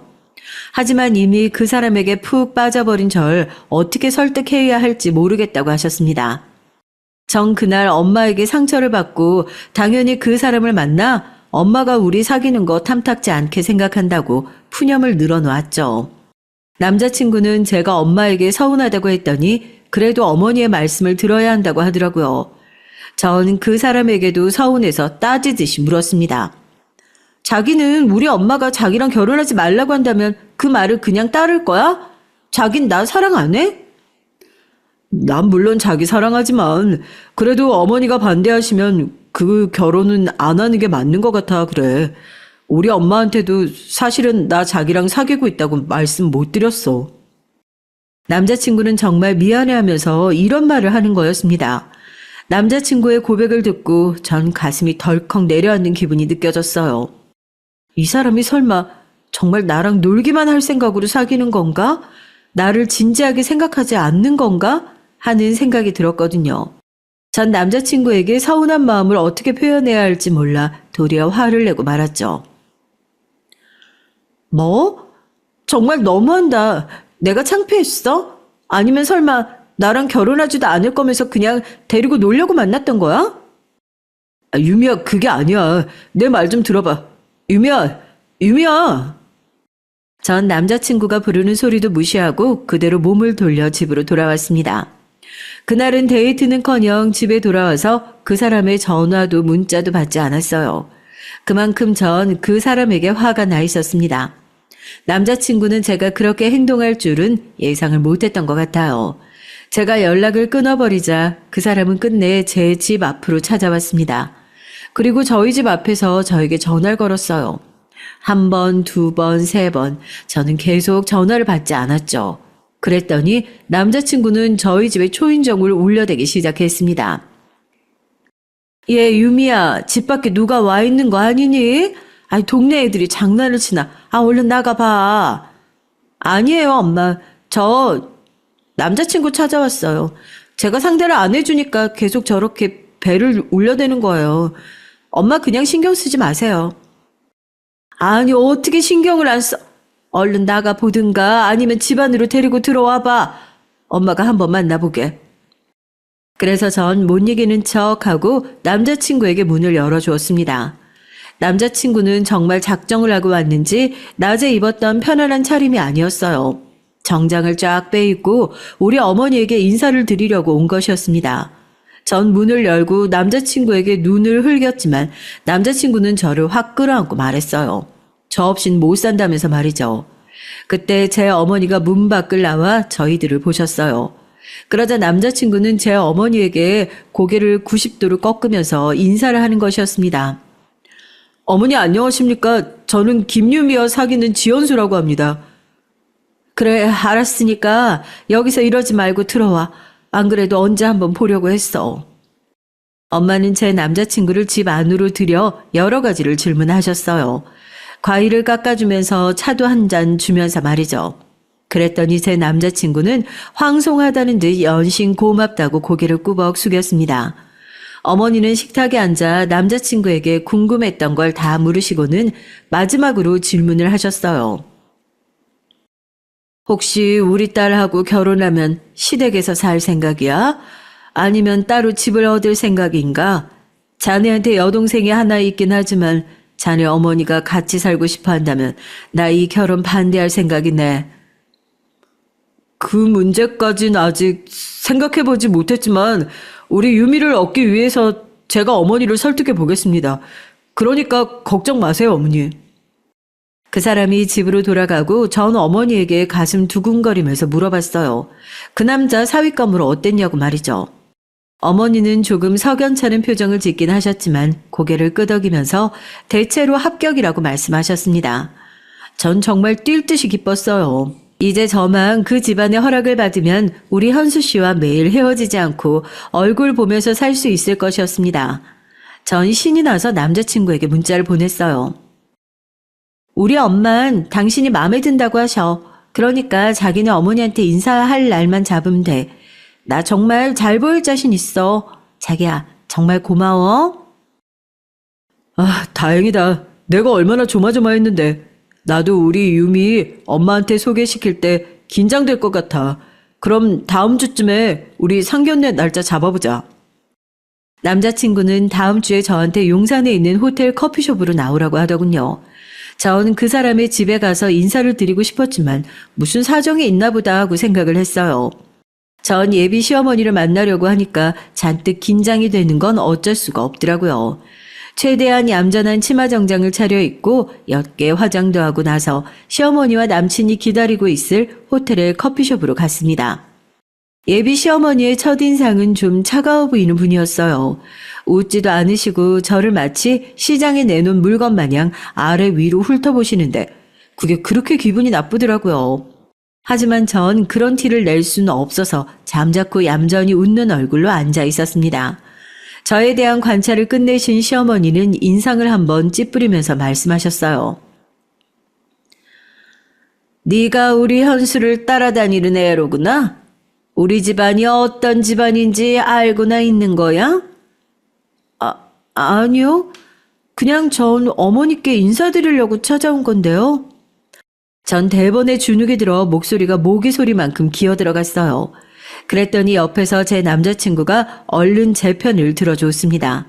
남자친구는 자기 어머니를 안절부절 못하면서 쳐다보고 말했죠. 엄마, 유미가 저를 따라다니는 건 아니에요. 제가 유미랑 결혼하고 싶어서 엄마한테 소개시켜 주는 거라니까요. 왜 제 말을 마음대로 곡해하세요? 아들은 모르면 가만히 있어. 너 사주가 어떻게 되니? 생년월일이랑 태어난 시까지 좀 대봐. 내가 아는 용한 무당이 있는데 그이한테 부탁해서 너희 둘 궁합 좀 봐야겠다. 시어머니는 알고 봤더니 미신을 맹신하는 분이었습니다. 무슨 일만 있으면 점을 보러 다니고 무당을 불러서 구슬하신다고 하는 그런 분이었죠. 전 기독교 집안에서 자라나서 그런 문화는 전혀 익숙하지 않았는데요. 그래서 전 시어머니에게 말씀드렸습니다. 사주 같은 건 안 믿는다고, 그리고 태어난 시 같은 건 알지도 못한다고요. 그랬더니 시어머니는 대번에 얼굴색을 바꾸시더니 혀를 차셨어요. 아니, 사주도 모르는 애랑 어떻게 결혼을 시키니? 이 결혼은 안 된다. 그런데다, 내가 제일 싫어하는 예수쟁이잖아. 엄마, 지금 종교 얘기가 여기서 왜 나와요? 여기서 그런 말씀 하시면 안 된다고 제가 나오기 전에 계속 당부했잖아요. 제 남자친구는 크게 당황해서 시어머니의 말을 잘랐습니다. 전 점점 사주에 집착하시는 시어머니가 무서워졌어요. 남자친구만 보면 너무 결혼도 하고 싶고 좋은데 도저히 저런 시어머니 밑에서는 며느리로 버틸 자신이 없었습니다. 그래서 전 그냥 그 자리를 뛰쳐나왔죠.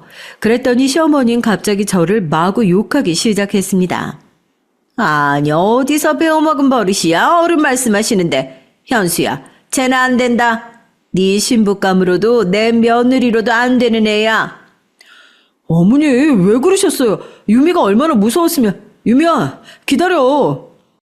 남자친구는 뛰쳐나온 저를 붙잡으려고 호텔 밖으로 나왔습니다. 시어머니는 뒤에서 아들 하면서 그 사람을 불렀지만 제 남자친구는 저밖에 눈에 안 보였다고 하더라고요. 남자친구는 숨이 턱까지 차서 저를 붙잡고 미안하다고 사과를 했어요. 그러면서 남자친구는 사실 시어머니가 이럴까봐 저에게 결혼하자는 말을 망설이고 있었다는 거였습니다. 좀 진정이 된 전 그의 말을 들으며 남자친구를 이해할 수 있었어요. 누구나 저런 기세인 시어머니 밑에서는 제대로 버티지 못할 거예요. 아닌 게 아니라 남자친구는 잠을 못 잤는지 눈밑이 시커멓게 죽어있더라고요. 그러다 남자친구는 갑자기 배가 아프다면서 그 자리에 주저앉았습니다. 전 깜짝 놀라서 남자친구를 부축했어요. 남자친구는 얼굴에서 식은땀을 줄줄 흘리면서 말했습니다. 조금 있으면 괜찮아져. 119 부르지 마. 나 걸을 수 있으니까. 자기야, 그게 무슨 말이야? 얼른 병원 가자, 응? 이러다 정말 쓰러지겠어. 정 가기 싫다는 남자친구를 강제로 근처의 큰 병원으로 무작정 데려갔어요. 그도 그럴 게 남자친구의 건강이 너무 안 좋아 보였기 때문이죠. 그동안 제가 눈에 콩깍지가 씌어서 몰랐던 건지 남자친구가 갑자기 쓰러지자 이 사람이 몸이 약한 건 아닌가 생각이 들어서 좀 찜찜해졌습니다. 남자친구의 검사 결과를 기다리면서 전 초조하게 발을 동동 굴렀어요. 하지만 하늘은 제 편이 아니었죠. 의사가 심각한 얼굴로 저를 부르더니 대뜸 보호자냐고 물었어요. 전 어쩔 수 없이 고개를 끄덕였습니다. 그랬더니 의사는 저에게 정말 경악할 만한 소리를 전해줬어요. 글쎄 남자친구가 췌장암 말기라는 거였습니다. 게다가 의사는 이미 전이가 많이 되어서 수술할 수 없는 상태라는 것이었어요. 전 눈앞이 캄캄해졌습니다. 겨우 제가 사랑하는 사람을 찾았는데 이 사람이 시험불안이요. 전 남자친구가 너무 불쌍해졌어요. 전 울면서 마취로 잠자고 있는 그 사람의 손을 꼭 잡았습니다. 남자친구는 힘없이 눈을 뜨더니 울고 있는 저에게 자기가 왜 여기 있냐고 물었죠. 전 남자친구에게 의사의 말을 전해주었습니다. 그랬더니 그는 그럴 리가 없다고 말하면서 믿지 못했어요. 왜 안 그랬겠어요. 저도 믿지를 못했는데요. 젊은 나이에 췌장암 말기라니. 하지만 사실이었습니다. 남자친구는 벌벌 떨면서 자기 어머니에게만큼은 말하지 말아달라고, 아니면 어머니는 충격으로 쓰러진다고 했습니다. 전 굳은 얼굴로 고개를 끄덕였어요. 남친이 숨기고 싶어 했던 비밀, 그것은 바로 어머니가 미신을 믿는다는 것이었고, 제가 숨겨야 할 비밀은 따로 있었습니다. 그건 바로 남친이 췌장암에 걸렸다는 것이었어요. 전 이 기막힌 비밀을 마음속에 품고 고민을 하기 시작했죠. 하지만 남자친구는 자기가 췌장암이라는 것을 알고 나자 어느 날 저에게 헤어지자고 했어요. 유미야, 미안해. 내가 곧 죽을 걸 알면서 너한테 결혼해달라고 차마 매달릴 수 없어. 우리 이대로 헤어지자. 그게 맞는 것 같아. 다른 좋은 남자 만나서 잘 살아. 왜 포기하려고 해? 고칠 방법 있을 거야. 얼른 나와서 건강해질 생각을 해야지. 남자친구는 삶 자체를 이미 포기한 듯 보였습니다. 그런데 그럴수록 전 남자친구가 간절해지는 거였어요. 전 이번엔 혼자서 시어머니를 다시 만나 저번의 무례를 사과했습니다. 그리고 다시 남자친구와 결혼을 하게 해달라고 말씀드렸죠. 그래야 제가 그 사람이 나을 방법을 찾을 수 있을 것 같았거든요. 지금 생각하면 참 미련한 생각이죠. 제가 왜 그 사람을 위해서 잘 맞지도 않는 시어머니와 잘 지내려고 했었는지 모르겠습니다. 그리고 전 의사도 아닌데 어떻게 그 사람을 낫게 하겠어요. 그런데 그땐 남자친구를 살려보겠다는 생각밖에 없었습니다. 의사가 오진을 했을 거다. 우리 남친이 죽을 리가 없다. 그렇게 믿어버렸거든요.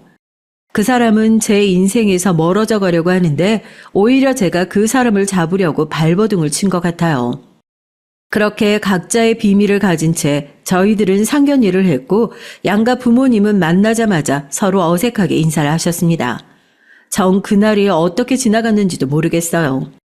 한 가지 확실한 건 시어머니는 아직도 저는 안 된다고 반대를 하시는 입장이었던 거였습니다.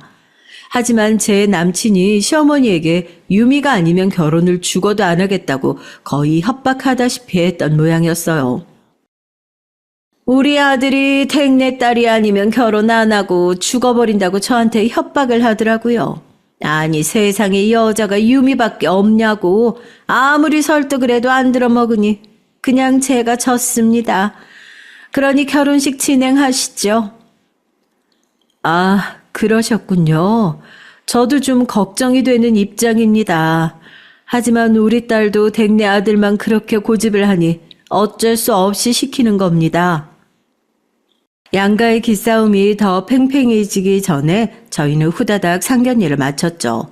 집으로 돌아온 저희 부모님은 모두 시어머니가 한 성깔 하신다면서 저에게 결혼을 다시 생각해보라고 하셨습니다. 하지만 전 그때 남자친구에게만 온 신경이 집중되어 다른 말들은 하나도 귀에 안 들어왔어요. 우리 현수 씨와 결혼을 하면 제 힘으로 남친을 낳게 해주겠다고 생각했으니까요. 지금은 그게 얼마나 어리석었던 건지 저도 잘 알고 있어요. 그때는 제가 뭐에 씌여 있었던 건지 모르겠습니다. 그런데 결혼식에 가까워올수록 전 점점 자신이 없어졌어요. 정말 이 결혼을 해야 할까 하는 의문이 들기 시작했습니다. 제 남자친구는 저와 결혼을 하겠다고 한 후부터 병원 치료도 잘 받으려고 노력했고 몸에 좋다는 것들도 꼬박꼬박 먹었어요. 전 남자친구를 위해 홍삼이며 항암에 좋다는 건강식품들을 사다 주었고요. 하지만 그런 보람도 없이 남자친구는 더 자주 쓰러졌고 자주 배가 아프다고 했습니다. 방사선 치료도 받으러 다니긴 했지만 점점 남자친구는 말라갔어요. 원래도 호리호리한 체격인데 눈에 띄게 마르고 있으니 전 남자친구가 죽어버리면 어쩌나 걱정이 됐습니다. 하루에도 몇 번씩 제 마음은 오락가락했어요. 남친이 불쌍해서 내가 챙겨줘야 한다는 마음 반, 만약 결혼했다가 얼마 안 되어서 남자친구가 죽어버리면 난 어떻게 살아야 하나 하는 두려움 반이었던 것 같습니다. 제가 밤잠도 못 자고 끙끙거리자 제 친정엄마는 그러지 말고 지금이라도 늦지 않았으니 얼른 결혼을 깨버리라고 했어요. 저희 엄마는 시어머니 자리가 마음에 안 들어서 계속 저에게 파혼을 종용하신 것이었습니다. 그런데 이미 식장까지 잡았고 내일 모레면 결혼식인데 어떻게 파혼을 하겠어요. 제가 만약 파혼해버린다면 전 병 걸린 남자친구를 매정하게 버린 못된 여자가 되어버린걸요. 사실 전 제 친정에도 아직 남자친구가 췌장암 말기라는 사실을 말하지 못하고 있었습니다. 만약 저의 부모님이 알게 되신다면 당연히 더 거세게 반대를 하실 것이 뻔했으니까요. 전 그렇게 될 게 두려웠습니다. 하지만 일은 엉뚱하게 시어머니 쪽에서 터졌어요. 당장 내일이 결혼식인데 글쎄 시어머니가 밤중에 저희 집에 찾아오신 것이었습니다. 전 그날도 남자친구 걱정에 잠을 못 자고 제 방에 누워서 끙끙 앓고 있었거든요. 그런데 밖에서 엄마의 놀란 목소리가 전해져 왔어요. 전 무슨 일인가 하며 밖에 나가 봤습니다. 그랬더니 시어머니가 저희 집 앞에서 초인종을 눌러대고 계셨습니다. 친정엄마 무슨 일인가 해서 얼른 문을 열어주셨어요. 한데 시어머니는 웬일인지 씩씩거리며 거실에 들이닥치셨어요. 사부인 죄송합니다. 제가 너무 급해가지고 밤중에 이렇게 실례인 줄 알면서 찾아왔네요. 저기 거두절미하고 제가 드릴 말씀이 좀 있어요. 여기 좀 앉아도 될까요? 네. 그런데 무슨 일인데 실례인 줄 알면서까지 급하게 찾아오셨을까요? 친정엄마는 시어머니가 갑자기 찾아오자 얼굴이 팍 일그러지셨죠. 저희 엄마가 감정을 좀 얼굴에 드러내시는 편이거든요. 하지만 시어머니는 저희 엄마 표정 따윈 눈에도 안 들어온다는 듯이 물을 한 잔 달라고 하더니 그걸 다 마시고 이렇게 말씀하시는 게 아니겠어요? 다른 게 아니고 전 이 결혼 아무리 생각해도 못 시키겠네요.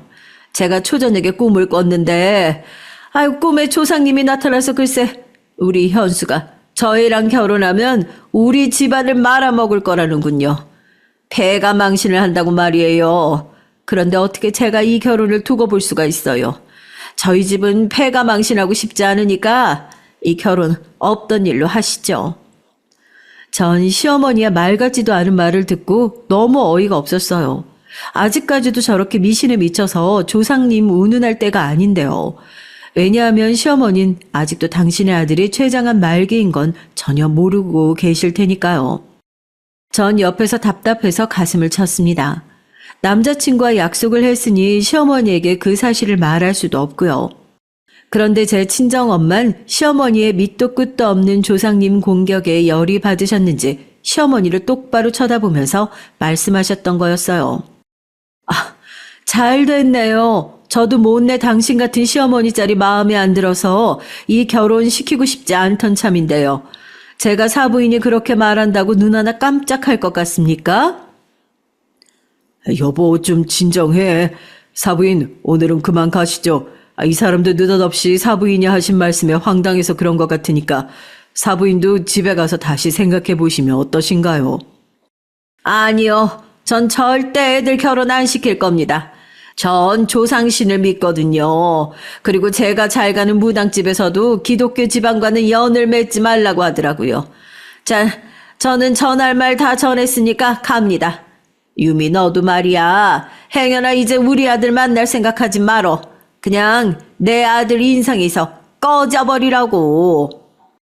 서슬퍼런 시어머니의 마지막 말씀에 저도 욱하는 마음이 들더라고요. 그래서 저도 참지 못하고 시어머니에게 소리를 질러버렸습니다. 네, 차라리 잘 됐어요. 저도 파혼하겠습니다. 저도 어머니 아들 대해 한 가지 비밀 알려드릴까요? 어머니 아들 지금 죽어가고 있어요. 췌장암 말기라고 했다고요. 이제껏 현수 씨가 어머니께 말하지 말라고 해서 숨기고 있었는데요. 어머니, 지금 이럴 때가 아니에요. 아들하고 병원이나 가보세요. 어쩌면 옆에 있었으면서 자기 아들이 췌장암 말기인 것도 몰라요? 도대체 그 사람 엄마가 맞기는 맞으세요? 그 잘난 조상님이 그런 건 말도 안 해주셨나 봐요? 시어머니는 충격적인 진실에 몸에 힘이 빠져 스르르 주저앉아 버리셨어요. 옆에서 제 부모님도 눈이 휘둥그레져서 저를 멍하니 보고 계셨습니다. 그랬거나 말거나 전 꼭꼭 숨겨두고 혼자서만 앓고 있던 사실을 말하고 나니 그렇게 속이 시원할 수가 없더라고요. 나중에야 어찌됐든 저런 허무맹랑한 이유로 남자친구 본인도 아닌 시어머니가 파혼을 하자고 달려온 그 상황이 전 마음에 들지 않았습니다. 마음속에서 그 사람에 대한 한 줄기 연민마저 싹 사라져버리더군요. 결국 전 남자친구와 결혼을 하지 않기로 했어요. 파혼은 정해졌고 결혼식장엔 위약금을 물어야 했고요. 식장은 남자친구의 이름으로 예약을 했기 때문에 남자친구는 굳은 얼굴로 해약을 위해 저와 만났습니다. 남자친구는 식장을 해약하고 나서 시어머니가 무례한 행동을 했다면서 저에게 미안하다고 사과를 하더라고요. 하지만 전 고개를 흔들었습니다. 제가 파혼했던 가장 큰 이유는 미신을 맹신했던 시어머니가 아니었거든요. 사실 전 자신이 없었어요. 암에 걸린 남편을 맞이할 자신이 없었다고 생각합니다. 남자친구의 집은 사실 남부럽지 않은 부자였거든요. 그래서 남자친구는 식장 취소에 드는 위약금은 혼자 모두 부담하겠다고 하더라고요. 저에겐 신경 쓰지 말라고 했어요. 하지만 저 역시 찝찝한 마음에 나중에 남자친구의 계좌로 돈을 반쯤 보내줬습니다. 전 남자친구에게 어머니는 어떻게 지내시냐고 물어봤죠. 그랬더니 남자친구는 쓸쓸하게 웃으면서 이렇게 말하더라고요. 난 자기가 나와 약속만큼 지키길 바랬어. 하지만 당신은 그 약속을 어겼지. 난 앞으로 다른 여자를 못 만날 것 같아. 어머니는 내가 췌장암이라고 시한부 인생이라는 걸 알게 되시자 자리 보전하고 지금 누워 계셔. 아무리 화가 났더라도 그렇게 말해야만 했어? 남자친구의 비난하는 듯한 말투에 전 순간 그에게 미안한 마음이 들었어요. 하지만 제가 당한 우리 집에서의 일들은 그보다 더 충격적이었기에 남자친구에게 사과하진 않았습니다. 이미 헤어진 마당에 그 사람의 어머니에 대한 험담도 하고 싶지 않았고요. 그저 그 사람에게 제가 나쁜 여자로 비춰줬다면 어쩔 수 없다고 생각했습니다. 아니, 그래야 우리 서로 있기가 쉬울 거라고 생각해서 전 일부러 더 매정하게 말했어요. 지연수, 앞으로 당신 눈 크게 뜨고 똑바로 현실을 보면서 살아. 내가 자기하고 헤어지는 마당에 오지랖 한번 부려서 충고 하나 할게. 이제부터 자기 몸만 생각해. 어리석게 나 같은 여자도 만나지 말고 사랑도 건강해야 하는 거니까. 이제 그만 갈게. 잘 살아. 전 몸을 돌려서 그 사람을 남겨두고 그 자리를 나왔습니다. 마음을 굳게 먹고 다시는 뒤를 돌아보지 않았어요. 저의 눈에서는 뜨거운 눈물이 흘러내렸습니다. 하지만 전 마지막까지 그 사람에게 우는 모습을 보여줄 수 없었어요. 자칫했다간 그 사람이 불쌍해져서 다시 제가 매달리면 안 되니까요. 그 사람 역시 눈물을 흘렸습니다. 제가 모르게 훌쩍거리며 코를 들이마시는 것이 들렸으니 그럴 거라고 생각해요. 그 일이 있고 나서 전 주위 여러 사람들에게 전화를 걸고 안부를 묻는 전화통화를 자주 합니다. 그리고 혼자 코미디 프로를 보면서 우울해지지 않기 위해 노력해요. 일부러 친구들과 약속도 많이 잡고요. 며칠 전엔 여자친구들끼리 만나서 술도 마시고 의미 없는 수다도 떨고 왔습니다. 저희 어머니는 그런 제가 걱정이 되셨던가 봐요. 어제는 저를 불러서 이런 말씀을 하시더라고요. 유미야, 엄마 학원 며칠 빠져도 되니까 엄마랑 같이 여행이나 다녀올까? 너 로키 산맥 보고 싶다고 했잖아. 같이 캐나다로 여행이나 가자. 어때? 아니에요, 엄마. 저 괜찮아요. 저 때문에 엄마가 일을 못하게 되시는 건 싫어요. 캐나다는 저 혼자서 다녀오고 싶어요. 이번 겨울에 혼자서 다녀올게요. 그래, 네 생각이 그렇담 엄마도 말리지 않을게. 혼자 생각 정리하고 돌아올 땐 예전에 우리 딸로 돌아왔으면 좋겠다. 우리 딸 많이 컸네. 세상 살다 보면 이런 일들은 아무것도 아니란 생각이 들 때가 꼭 올 거야. 그러니까 힘내. 이렇게 말씀하신 후 어머니는 저를 꼭 안아주셨습니다. 초등학교 때 이후로 전 어머니에게 처음 안겨봤어요. 어머니가 눈물을 삼키는 것이 느껴지자 제 눈에서도 바보같이 눈물이 줄줄 흘렀습니다. 전 어머니의 말만 따나 캐나다에 여행을 다녀오려고 준비 중이에요. 복잡한 마음도 좀 정리되고 그 사람도 제 가슴 속에서 잊혀질 수 있다면 좋겠네요. 여러분, 제 얘기는 여기까지입니다. 제 사연 어떻게 들으셨는지 모르겠네요. 아직도 그 시어머니만 생각하면 피가 거꾸로 솟지만 남자친구에겐 불쌍한 연민만 듭니다. 그 사람이 건강해졌으면 좋겠지만 그건 사람의 힘으로 되는 건 아니겠죠. 인명은 제천이라는 말이 있죠. 사람의 운명은 하나님이 정해주시는 것이에요. 전 그분의 섭리에 따라 세상 열심히 사는 것을 목표로 지금은 잠시 휴식한다고 생각하려고요.